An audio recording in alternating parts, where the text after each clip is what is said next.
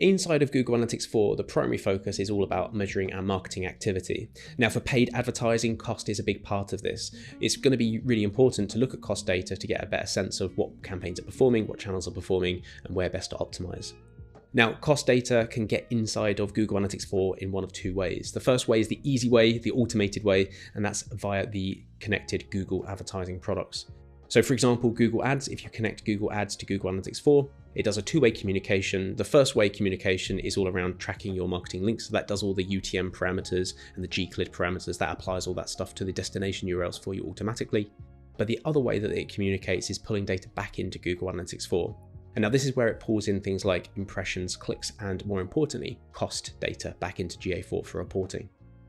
And now that happens automatically without us having to do anything. Once you've connected your ad platform to Google Analytics 4, that is all handled automatically. However, if you are spending money on advertising through a different platform that's non-Google, believe it or not, they do exist, then the only other way we've got to import that cost data is going through a data import.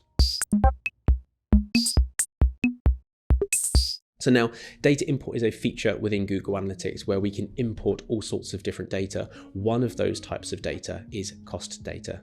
And now actually when we talk about cost imports or cost data, we actually mean a broader term of cost impressions and click data.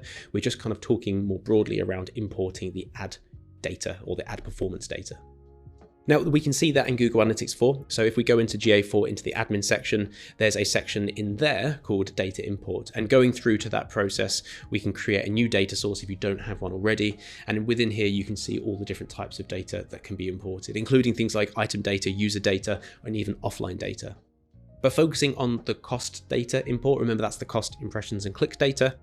We can see there's two options for us to do this. First of all, we can upload manually a CSV. So this is, for example, if you're just going to do this on a monthly, quarterly, or annual basis and just upload a file into Google Analytics 4, you can do that. But there is an option to automate this process using an SFTP location. So if you have one of those set up and you wanted to automate this process, then you can go down that path as well.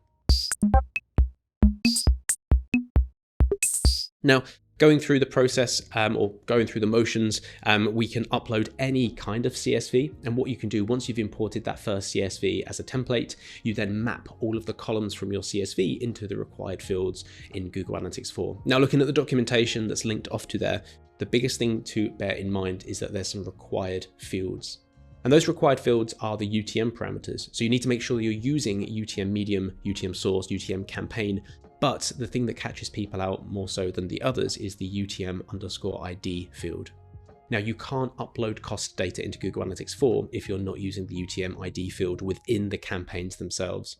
So make sure that when you're doing your UTM tracking, if you are looking at importing cost at a later point, that you are applying the UTM ID field alongside those other UTM parameters.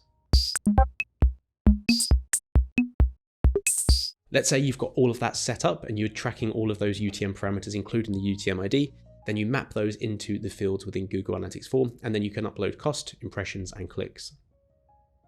Once you've done that, it will be instantly available to be used in the reporting interface within GA4. Now it uses something called a reporting or query time upload. And what that means is as soon as you've uploaded that file into Google Analytics 4, it will be available to be reported on in GA4. The benefit of this means that you can upload historical data, so you can go back and upload a cost for a campaign from last month if you wanted to. You can also remove the cost data as well. Because this is just a reference file that Google Analytics 4 has, you can remove that reference file so you can delete that CSV that you've uploaded, and then the cost will be gone from Google Analytics 4. Really handy if you want to remove cost full stop, or if you uploaded something by mistake and you wanted to rectify that. Now, speaking of the reporting, where is it available? So it's going to be available all over the interface. You might need to customize a report or create a new report in the reports workspace to see it. But primarily where we're going to be seeing that is in the advertising workspace. Now, going into the advertising workspace, there is a main report that we're going to be looking at, which is the Performance All Channels report.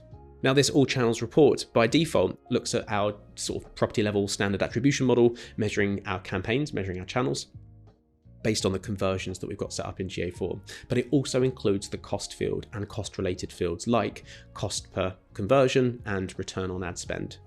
And so out of the box, you'll see the ad cost, the cost per conversion. If you're tracking revenue, then revenue will be there, as well as your return on ad spend.